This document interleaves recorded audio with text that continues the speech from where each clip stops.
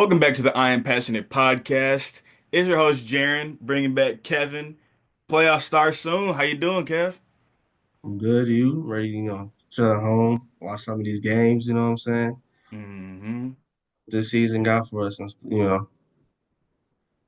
Yeah, it's been every football season comes and goes insanely fast. It feels like just yesterday was watching Thursday night Ravens and Chiefs, and the wild card starts in 2 days. But really, just to start the episode, it'll be by slightly different.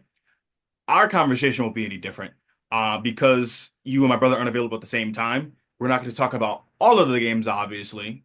So we're just going to talk about a couple in the playoffs in general. But starting off, we want to recap the regular season. So my main question for you to start us off is, what were your thoughts on like the regular season? Like if you were to give it a grade, for me, I'd give it an A because I feel like the rookies this year drafted, like the first round, second round, they made a huge impact on their teams, which made a few bad teams from last year, like playoff teams this year. So I feel like the rookies this year made a huge impact, from Bo Nix, Jaden Daniels. Um, Even though Malik Neighbors on the Giants, they didn't have a good season. He was a very dominant from start to finish. So, what would you give the regular season if you had to give it a grade? Um, like you said, you know what I'm saying. I think it was great, especially because some of the offenses. But it was cool. I remember. I don't know if you remember, the beginning of the year, like a lot of people were complaining about defenses with um them being overpowered now, and there are no more good quarterbacks. We used to have Drew Brees, and now we don't anymore. Guys like that. But you see, guys are starting to show up, especially some of the new gen quarterbacks. You got Jaden Daniels, you got Caleb, you got Drake May, you got Michael Penix now. Bryce Young is starting to turn things around. So for all the people who were scared that like all the good quarterbacks are gone, it's gonna be boring now. This season has probably been one of the most where I'm like, yo, all these young quarterbacks actually look really talented. So it was great to see that. Even though I'm mainly a defense guy, it was great to see that these offenses I find that they guys to lead the franchise.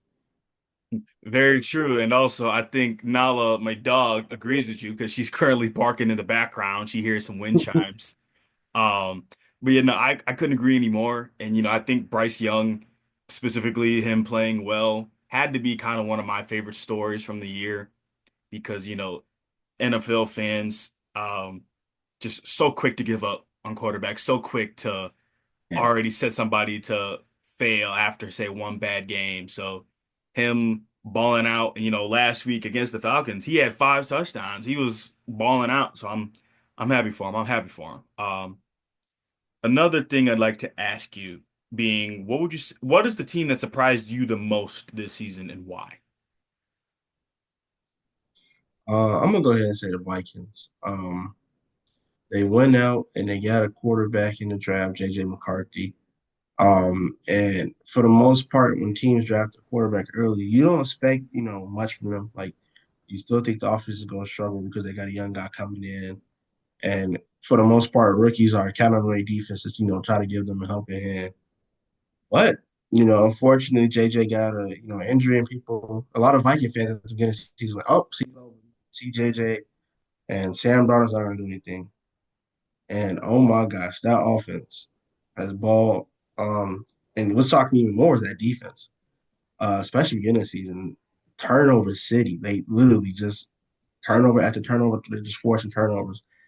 But I think they were the most surprising team because we said we had teams like the Saints and all that who got hot early, but the Vikings kept it the entire season, playing at a high level, which is really ridiculous. Most teams they lose their quarterback, they just give up. But they were the most surprising, definitely. Yeah, I agree. I had them in that conversation and also the Saints, this isn't even in my notes, but they were the team that I just completely missed on. They had, like you mentioned, they had that crazy start and just fell off. Man, they tricked everybody. Yeah, Um, they tricked me. tricked everybody, so I don't blame you. Yeah. For me, the Vikings were my honorable mention, but I'm gonna say the Commanders in Denver, just because, they were led by rookie quarterbacks. And like, Mm, not to say that a rookie quarterback, like can't like lead their team to the playoffs. Um, I didn't expect the Commanders and Denver to look as good. I thought their teams as a whole would show a lot of flashes, but no, Hmm. they've looked really, really good. Um, and I think they have the potential to make some noise, not just be a wild card exit. Uh, Hmm. the Vikings, like you said, they're balling out. Justin Jefferson, Jordan Addison, is catching fire. They got TJ Hawkinson back late in the season. Sam Darnold went from seeing ghosts himself to causing other teams to see ghosts. I Yeah, like I see the picture from time to time of Baker Mayfield and Sam Darnold on the Panthers. And don't get me wrong, Bryce Young is balling out. But at the same time, that organization's like, dang, two quarterbacks that we had in our locker room are both balling out for different teams. yeah. Look, I'm telling you, man. It's a situational thing. It's organization. A lot of the time when these guys get drafted and they don't work out, some people always point at the player themselves. A lot of man, as a Bears fan, I've seen us, trade for a guy, draft a guy, and then he's not good here, and then he goes somewhere else and he's balling. So, and it ain't always the player. I agree. And also, speaking of the Bears, real quick, how did you feel about that Packers game? I gotta ask you. Oh man, like I told you, I said it's always good to beat the Packers, but it was better to beat them this time around. Um, Mainly because I mean they had the longest streak ever. For that rivalry, no team has ever took it 11 games in a row. So we had to get that one back because they broke the streak. But like I said, the coolest thing about that game was just seeing like, and it's been a reoccurring thing with Caleb all this entire season. Caleb in crunch time or just like fourth quarter is a different quarterback. He can play good first, second quarter, third quarter, but literally the killer instinct it was shown, And people were like, "Oh, it's backups, yada yada yada." It didn't care. It didn't matter. Green Bay was trying to win that game. Green Bay was trying to win that game. Now They're you can, they're rivals. Like you're gonna try to beat your rivals even if you got a bunch of Walmart people on your team. yeah, the whole like it was back. Not exactly. Y'all started that game with Jordan Love. He just got hurt. You know what I'm saying? And Mm. now I can see if the Bears played their backups the entire game. Okay, yeah, I would celebrate that. But y'all put y'all starters in, expecting to beat the Bears and help y'all playoff position, and we took that from y'all. So I'm gonna celebrate that win. It was cool also to see Cairo Santos redeem himself. But yeah, that's all I gotta say, really. I feel you. And I was watching it with my dad, and I with that kick. I think we said it a little bit last night, when we were both on PlayStation, that we were waiting for some sort of flag or something. I didn't think it was gonna get blocked. I didn't think the kick was gonna get blocked. I was waiting for some sort of flag, which, obviously nothing had happened. And, I feel like I hope that beating Green Bay in Green Bay can help some things tread in the right direction, getting the right people for the job in Chicago. But moving on to overrated teams. Who would you say was the most overrated team? Look, I'm gonna go my Bears bias every week. It's the Packers, bro. It's the Packers. They were a blocked field goal away from going 0-6 in divisional play. If they don't block that Cairo Santos kick, they go 0-6 in divisional play. Now, at one point, NFC North was, until the Bears started to fall off, was regarded as like one of the best divisions of football. And people was, oh, Green Bay wasn't hanging with the Vikings or the Lions. I don't have the stat on top of my head, but go look at Green Bay's record versus like winning teams. They're not beating winning teams. You go look at their schedule throughout the season, they're beating up on bad teams, and when they play good teams, they're getting embarrassed. Now they're not getting blown out, but they're not winning, like they're supposed to. And then on top of that, like it doesn't feel like organic. Like I don't know what it is about Green Bay this year. Usually they world beaters, when they have Rodgers and everything. But this year it just feels like how did this team even like they snuck in as a seventh seed? Like what? Like I don't know. I feel like they overread it. People see Green Bay and they just go, oh, like oh, it's Green. Man, they barely got in the playoffs. All right, let's start there. I get that. And like another thing to also just mention is just kind of to your point. Pretty sure last year they were also the seventh seed. So, I mean, me personally, because like I think the most overrated team this year is the Texans, which they kind of had injuries played a factor, but also like that offensive line being terrible. Like, I feel like CJ Stroud's rookie year, the way the offense was flowed, that people overlooked how bad that offensive line was. And plus, I do think they played better his rookie year compared to his second season. This year, like I remember Halloween, they took a bad loss to the Jets. I'm thinking that Texans are going to blow out the Jets by multiple scores. Nope, CJ Stroud was running for his life, and he's not really a. Actually, I don't even say he's a running quarterback. He can move, but he's not Lamar Jackson. Not to Yeah, he compare. was criticized at Ohio State being a runner, Yeah, and literally used to make fun of him for standing still in the pocket. yeah. And so like I think, missing Nico Collins as long as they did, that definitely hurt. Having Stephon Diggs and Tank Dell get hurt.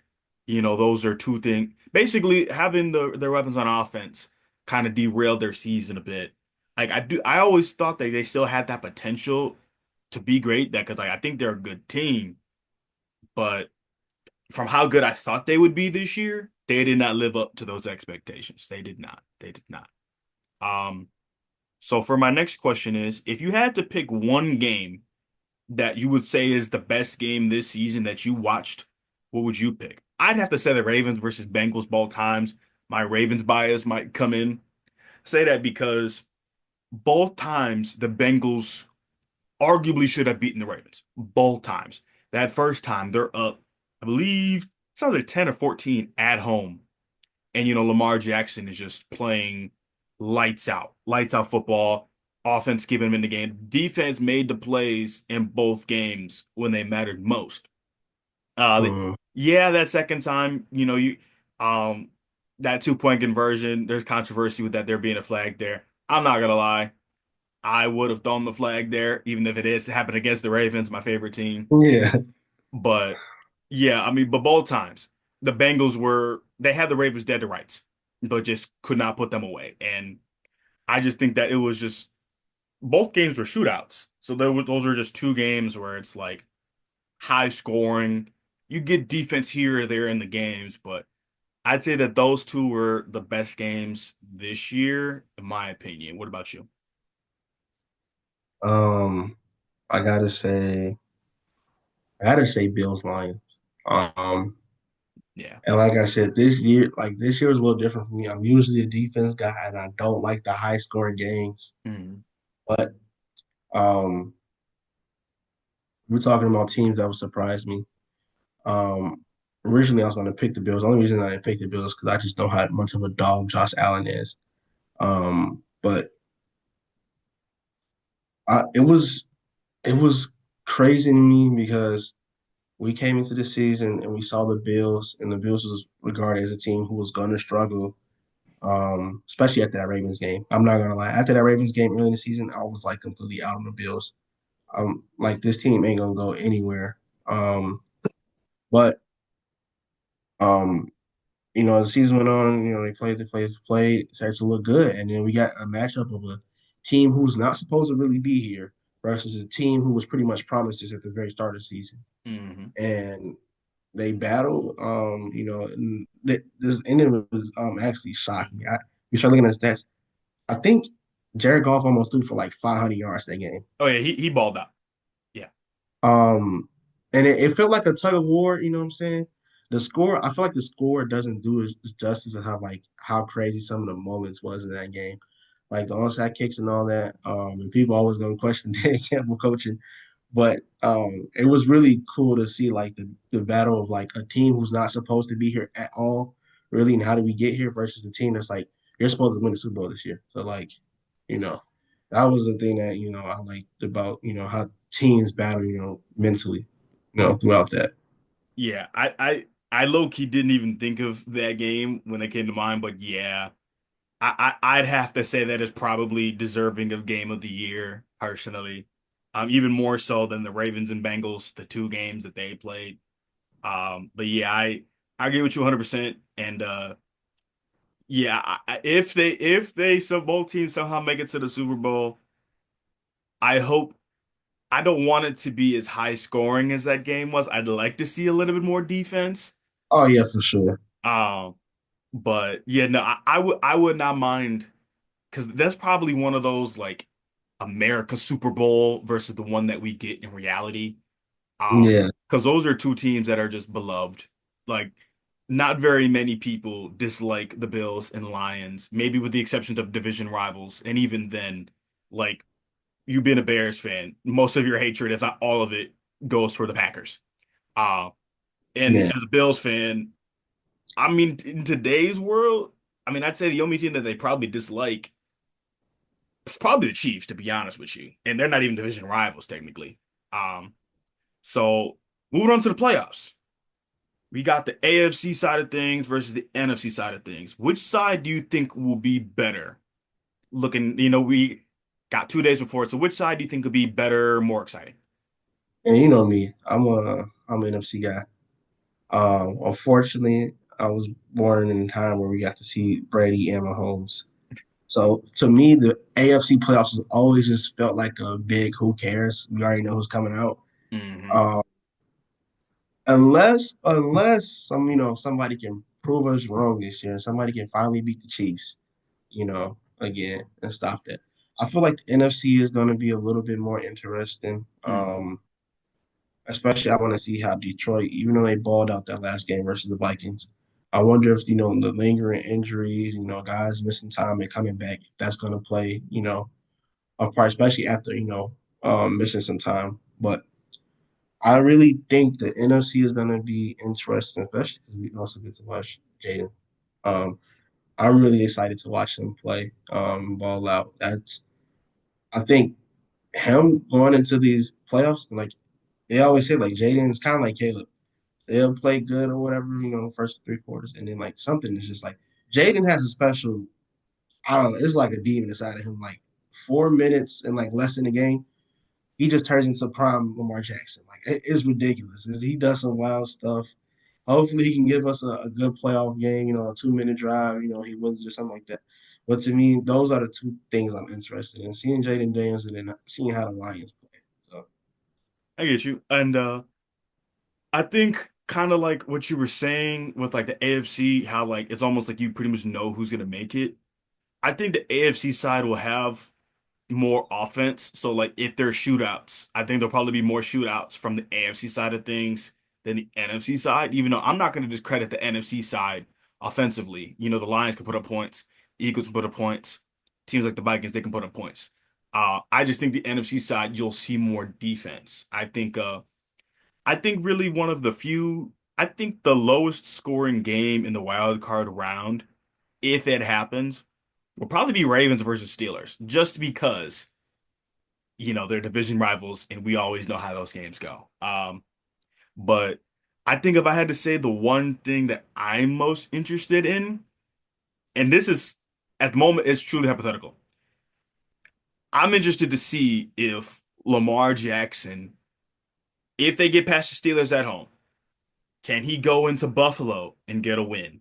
Can he go into Arrowhead and get a win? And then, depending on who they have to play in the NFC, can he defeat them? Because thinking about it, that would be one of the all-time great playoff runs if he does it. I mean, taking that bias out of the factor, I'd say the rookie quarterbacks. So Bo Nix, Jaden Daniels, like you yeah, said. Um, am I missing one? I think it's just those two. But yeah, I think so. yeah, I'm interested to see how they both play, just to see because I mean I'm not sure what if they're going to be deemed underdogs, but for all intents and purposes, in my mind, they are going to be the underdog because playoff football is different than regular season football, obviously. Um, Yeah. so next question, would you say that there are any sleeper teams in the playoffs?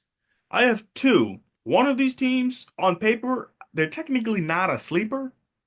I'm saying the Vikings just because they're 14-3 and a wild card team, which is insane to me. Um, and then I'd have to say the Chargers. The Chargers are probably the true sleeper team.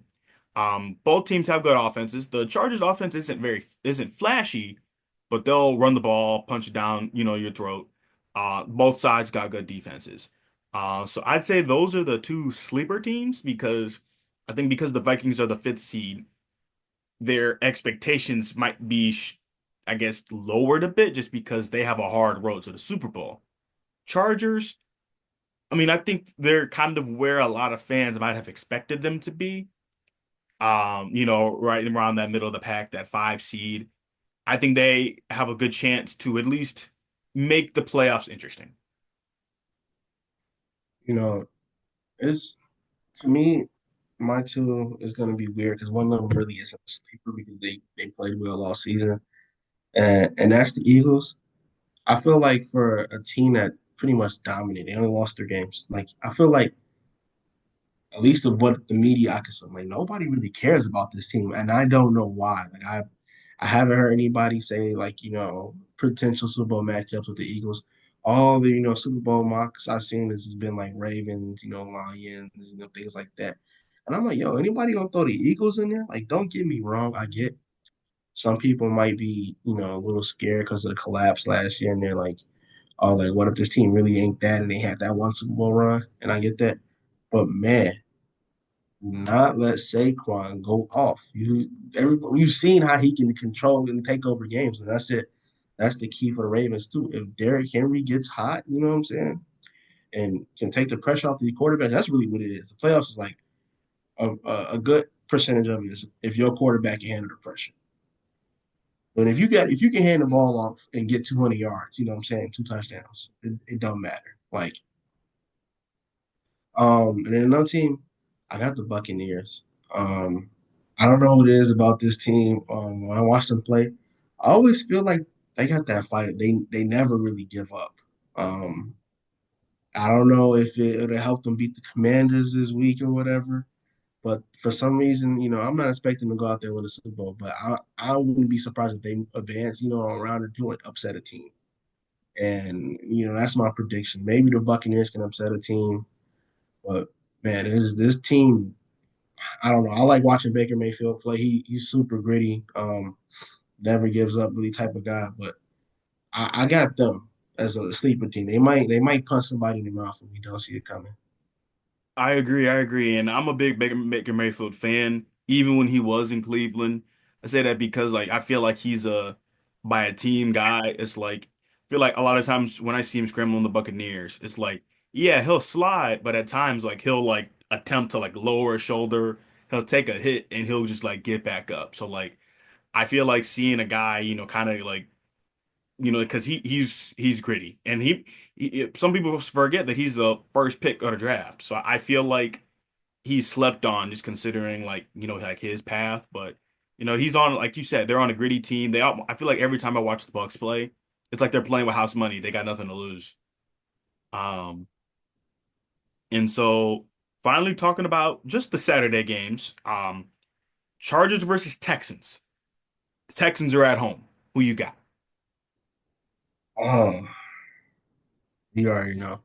Look, the Texans, I want them to be great this year. I wanted this to be maybe a year CJ Stroud can make a deeper run into the playoffs, but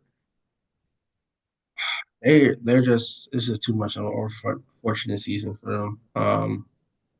Maybe if they had all the guys and all, the offensive line was playing better, but I'm gonna have to give it to the Chargers. I feel like the Chargers, it might be, a game that doesn't, really, get out of hand maybe to like late in the fourth quarter or whatever. You start to see like, the true winner. But man, I think the Chargers are gonna win this one. I really don't see a situation where the Texans win. I agree. I agree. I think the Texans are going to start out a little bit slow, and I think that'll be their downfall. Um, but I'm just hoping for a good game regardless. Out of all these games, I'm just hoping for a good game. Um, Next game, Steelers versus Ravens, round three. Who you got? I got the Ravens, but these games honestly always feel like a drama. I forget I'm watching a football game. It's always something crazy going on with these Ravens versus Steelers matchup. Um, Fingers crossed it's a normal game, so I'm not having a heart attack because for the Ravens. Uh, but yeah, I think the Ravens can pull it out. They just can't fall for all the weird stuff that happens in this game. They gotta stay focused.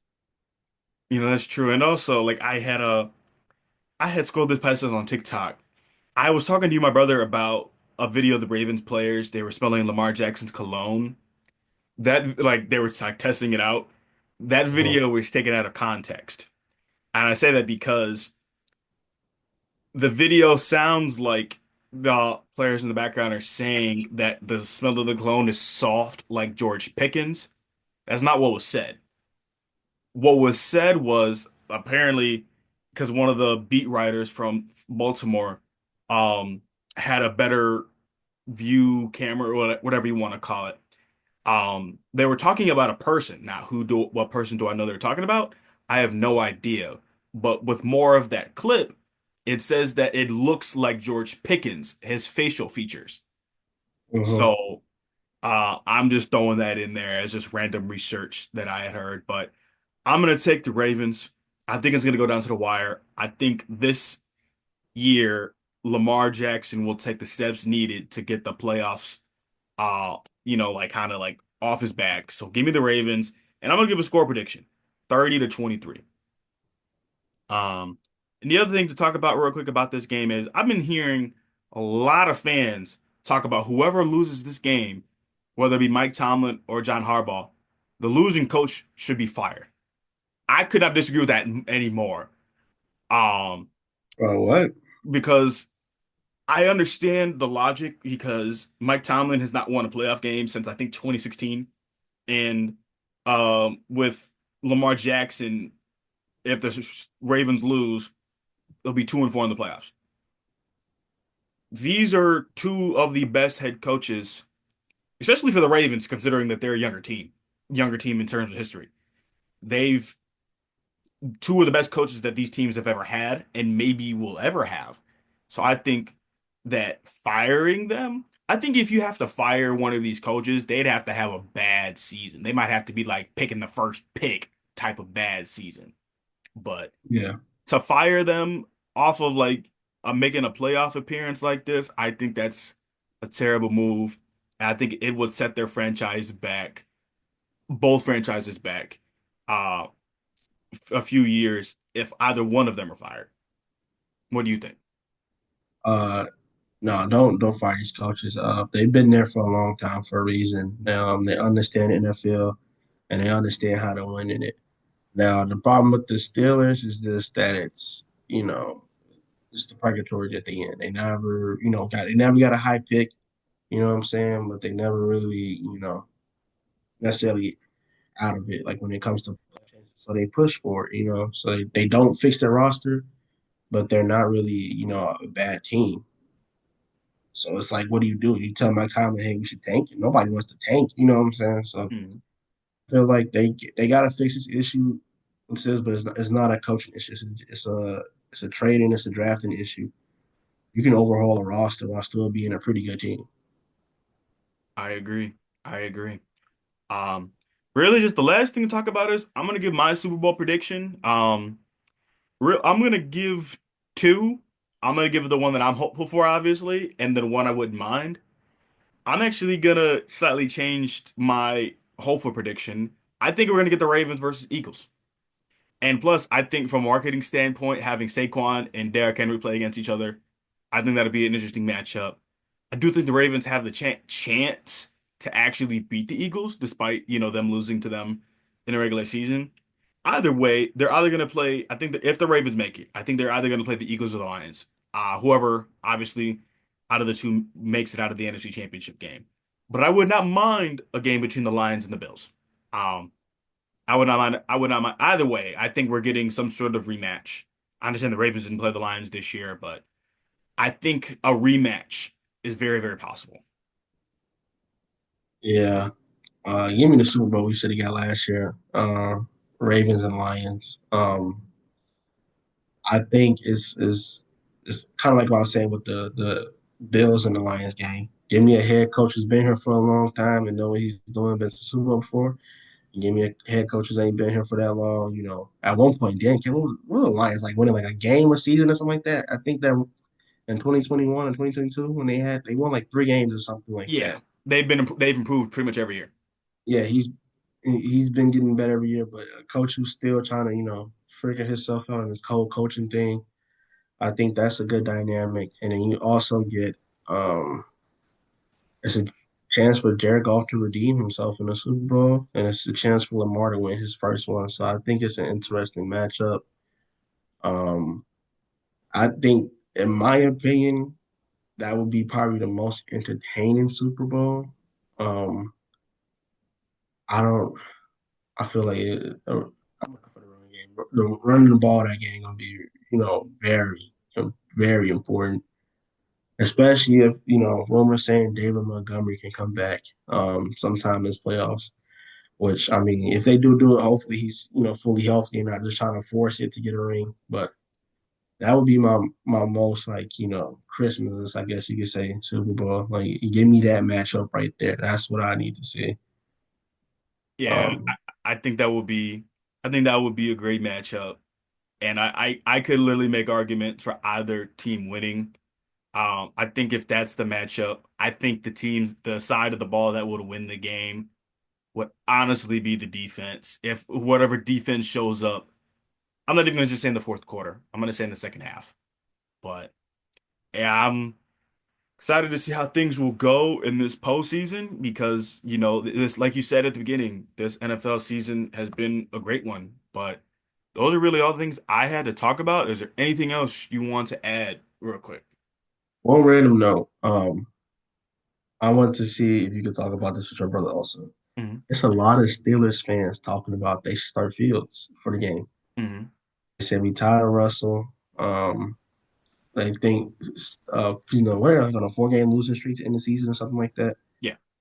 A lot of them are like, dude, put Fields in and see if it can spark the team because a lot of people are just out on Russell. Which I mean, I'm be honest, I haven't seen too many of the games for the Steelers, lately, so I can't say if it's Russ's problem. But I want to see if you ask Ken, how does he feel about if they started Fields? I mean, I wouldn't do it, it's a sudden change, but I don't know. That's something interesting that I've seen a lot of fans saying put Justin Fields in. If I had to guess, he probably would say keep Russell Wilson in. Um, but from what I've seen from the Steelers, I think one of their main struggles have been the offense has not really been moving as well as it did. And on the defensive side of things, there's been a lot of miscommunications. Defensively, they're kind of playing like the Ravens did to start the season, just a lot of different miscommunications. Offensively, I just think that they're just not gelling like they had. But I'll definitely ask him that to see what his thoughts are, see if my prediction is right. But I just want to thank you for joining. I really, really appreciate it. And throughout these Great. playoffs, definitely, hopefully for the divisional round, me, you, my brother could work out a time so all three of us can But Yeah. thank you very much for your time, Kev. All right, man.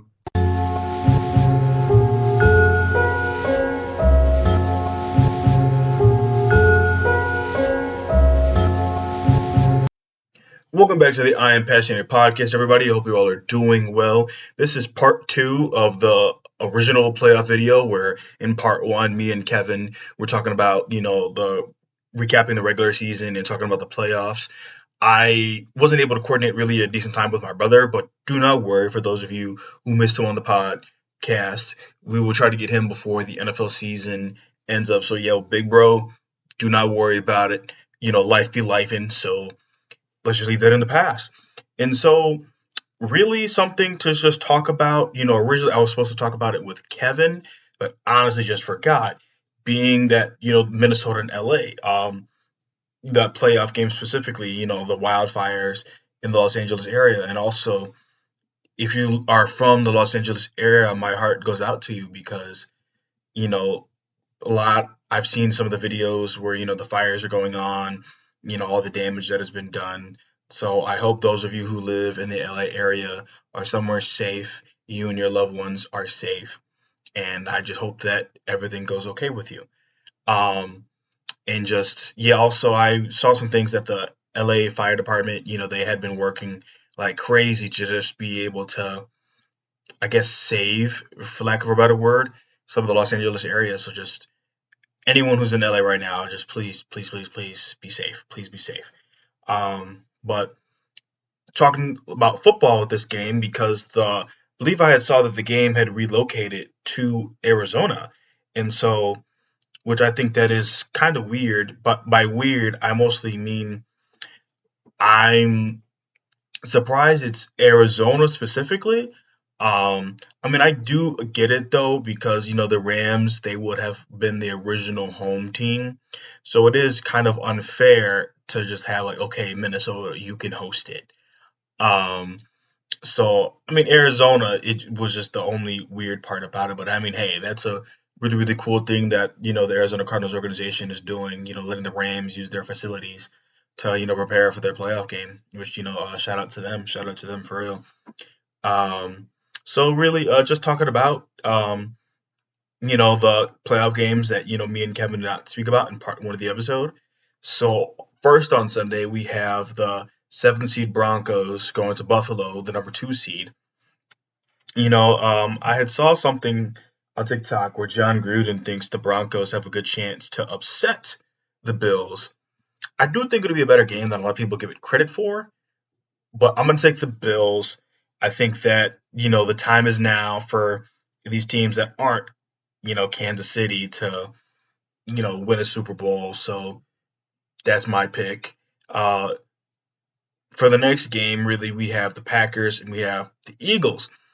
Jalen Hurts had cleared concussion protocol, so he will play in this game. So um, I'm not really sure how I feel about this game. The Eagles' passing offense has not really been what a lot of people thought it was going to be. Their run game was basically the dominant factor, and so I wouldn't be surprised if Green Bay goes in with the mentality is like we just cannot let Saquon Barkley win the game, like beat us. Like we will make Jalen Hurts throw to his wide receivers. I mean, hey, they've got a good passing situation. I mean, throwing it to AJ Brown, Devontae Smith, Dallas Goddard, um, Saquon Barkley's a threat out of the backfield. I believe they have Jahan Dotson, and they have a great offensive line. So I mean, they have what's needed to be a great passing offense. The stats is what just don't back them up. But I'm gonna pick the Eagles. I think something weird will kind of happen in this game. By weird, I mean like maybe a uncharacteristic thing from maybe either Jalen Hurts or Jordan Love, or maybe a crazy bad drop, or maybe just a great defensive play. Um, just something along those lines. And then the Sunday night football game being the Commanders and Buccaneers, which was a rematch, Jaden Daniels' first game. And I believe that game was also in Tampa Bay. Um, I do believe, I mean, because you got to think, when Tampa Bay first saw Jaden Daniels, it was his first career game. He's practically got a whole season underneath his belt, even though that, come playoffs, it's a completely different game, completely different season. But he's got a lot of experience under his belt at this point in his rookie year. Um, I think this is going to go down to which teams kind of stay ahead of the chains more often. And I think this will come down to the supporting casts. And by that, I mean, will Terry McLaurin, ball out? Will Mike Evans have a great game? I think that supporting cast will kind of help elevate the teams. So it's like, even if, say, Baker Mayfield or Jaden Daniels make some sort of mistake, I think the supporting cast will be like, um, I think, for example, a couple years ago when the Rams won the Super Bowl, when they played the Buccaneers, and the Buccaneers almost had a crazy comeback, but the Buccaneers had a blown coverage, and Cooper Cup that season was just dominant. And so Cooper Cup in that game just made a bunch of great plays after great plays. That support system that Matthew Stafford had helped win that game when it mattered most. That's what I feel about in this game. The support system for either team will be what wins them the game. But I'm gonna pick the Buccaneers because, like me and Kevin were saying in part one, I feel like they just play with absolutely nothing to lose. They play like every game is their last. I'm gonna pick them. My money would be on them if I was betting. And then before talking about the Monday Night Football game, I want to transition. And what I want to transition to is the AP All Pro lineups had come out. And so I'm not going to be reading, the second team. I'm just going to be reading the first team.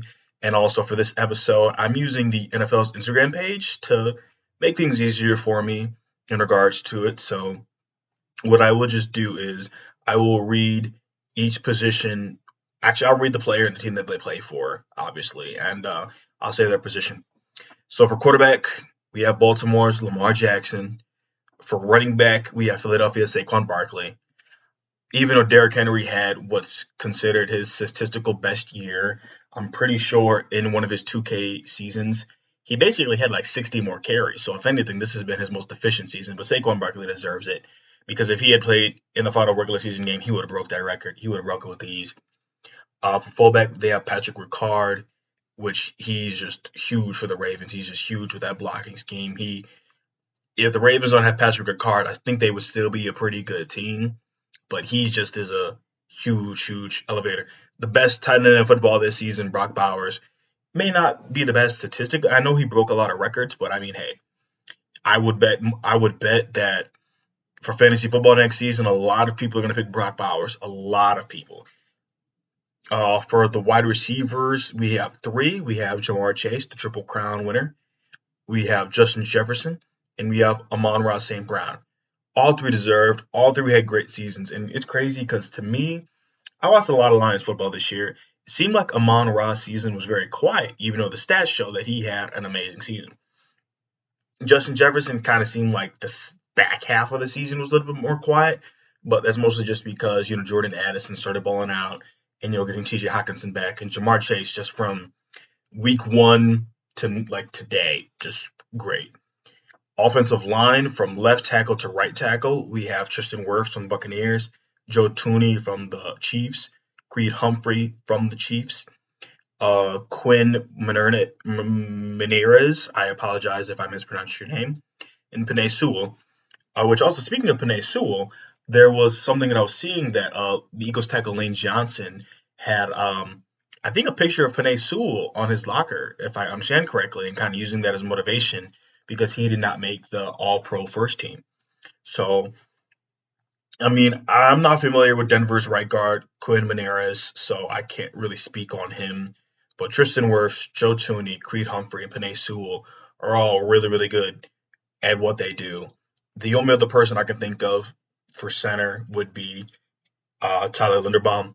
He's great. But yeah, no, I mean, I don't really have a problem with any of these specifically. I'm sure a lot of people are probably going to say, why isn't Josh Allen the first team All Pro quarterback? Um, Regardless of whether who wins MVP, I think that Lamar Jackson is more deserving of the first team All Pro compared to Josh Allen. Because I feel like in the past, which somebody please prove me if I'm wrong, statistics play a big part of first team All Pro and whatnot. And so then let's move on to the defense. For edge rushers, we've got two. We've got Myles Garrett on the Browns. We have Trey Hendrickson, I believe the sack leader for this season from Cincinnati. Um, Interior D lineman, we have Cam Hayward from the Steelers. We've got Chris Jones on the Kansas City, both game wreckers. Linebackers, we've got three. We've got Zach Bond on the Eagles, who I believe this has been a career year for him. Fred Warner on the 49ers, and Roquan Smith on the Ravens. All three great inside linebackers, great. For corners, we have somebody who I believe is in the Defensive Player of the Year running, Patrick Surtain II. And then also they have Derek Stingley Jr. For the Texans, and also Pat Surtain plays for the Broncos. For the slot corner, they have Marlon Humphrey, which ironically for the Ravens, moving Kyle Hamilton to play strong safety and having Marlon Humphrey play the slot saved their regular season at least.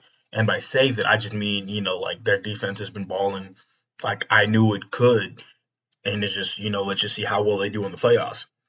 For safeties, Kirby Joseph, the Lions, who one could argue he's a Pro Bowl snub, but hey, he could fill in. And plus, if I'm him, if I'm on the Lions, I'm more concerned about playing in the Super Bowl than I am playing in the Pro Bowl. And then for Green Bay, on their safety, Xavier McKinney. That's the All-Pro defense. And then special teams.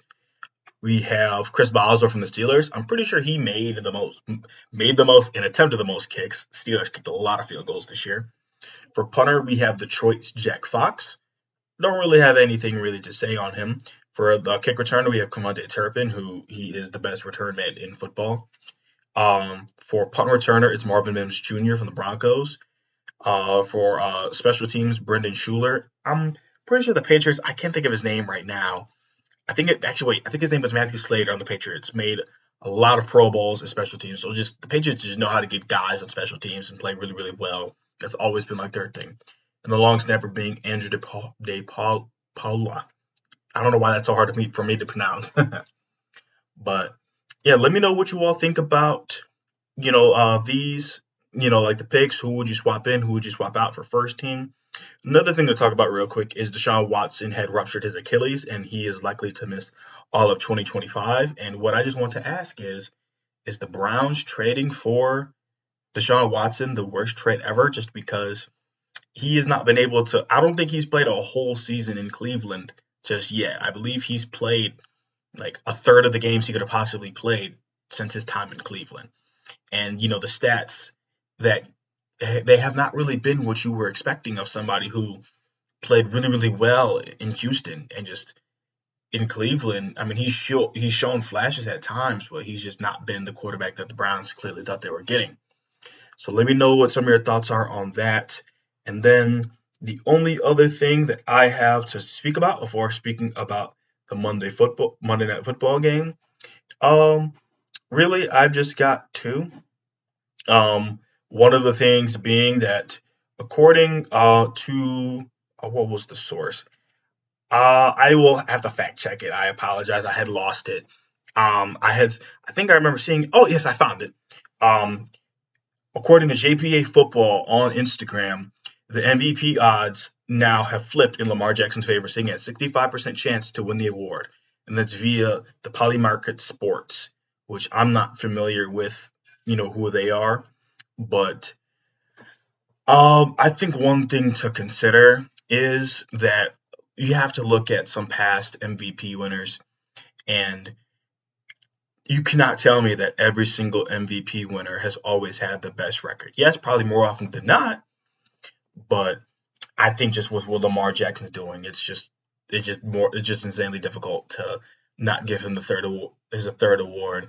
I mean, if Josh Allen gets it, he gets it, and he's played amazing. He's played out of his mind too, and a lot of people didn't think that with the supporting cast he's had, he wouldn't have even had the season that he's had.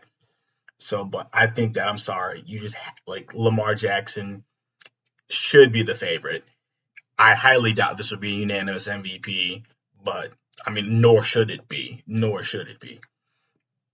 The other thing I wanted to talk about is this was also on the JPA football Instagram account as of an hour ago. The Rams have a screenshot of the interaction between Kevin O'Connell and Dan Campbell, where Campbell said to O'Connell, quote, "I'll see you in 2 weeks," end quote, prints it out and hung in their locker room. And so JPA was saying the Rams are being overlooked by the Lions, and this weekend will be their chance to flip the script and send the Vikings home. All of that I read from JPA football's post, word for word. So all of that is their wording and not my own. That'll be interesting to see, how the Vikings are motivated, how they'll come in, because I mean they are a 14-win team, and so to an extent they might kind of feel like they're disrespected because they could argue in any other division except Kansas City's, and now they are the number one team in their division. Like there's no ifs, ands, buts about it, not even close. And so, lastly, what I will talk about is just I will be speaking about the final game, the Rams and Lions. I apologize. I'll be talking about the Rams and Vikings on Monday night, which is going to be in Arizona, I believe. I do think this would be a decent game. I think the Vikings are going to come playing pissed off just because they're the fifth seed. And just like I had said, that in almost any other division, they are the number one team in the division. So I think they're going to come in pissed off. They did not play well against the Lions last week, and I think that that hunger from that loss is going to be in their mind. I think they want their get back against Detroit, but I don't think the Rams make this easy. I think the Rams will make this a really, really, really good game. I think that this has the potential to be one of the best games for the wild card round. But that's kind of all my predictions. You know, let me know in the comments what some of your predictions are, about these games. Do you think there will be any upsets? And also, just to speak on this, which this happened, I believe, right after part one ended. I'm looking at it now. Say Flowers is not going to be playing for the Ravens Saturday, which I do think that is a big factor, but I do still think the Ravens have a pretty good chance of winning. I think they have a good enough offense to be able to get production outside of Zay Flowers. So I'm standing on business with that prediction.